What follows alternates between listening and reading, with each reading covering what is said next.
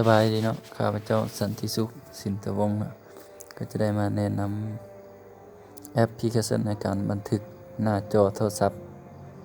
เพื่อเฮาจิใช้ในการเล่นเกมเนาะหรือเฮาบันทึกเกมหรือบันทึกในการเคลื่อนไหวของโทรศัพท์เฮาโดยทำอิฐเฮาเข้าไปที่ Play Store Play Store แล้วพิมพ์คำว่า ASAP Screen Recorder เนาะ ASAP Screen Recorder หลังจากนั้นให้เฮาติดตั้งเนาะอันนี้มันข้าพเจ้าได้ติดตั้งไว้แล้วเนาะ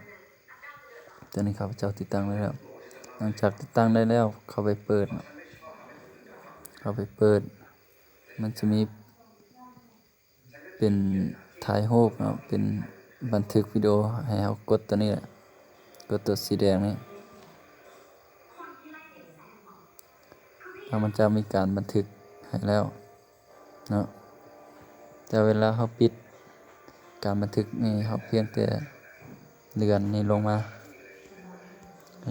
แล้วให้เฮากดปุ่มสี่เหลี่ยมเนี่ยสี่เหลี่ยมมันก็จะปิดการบันทึกเลย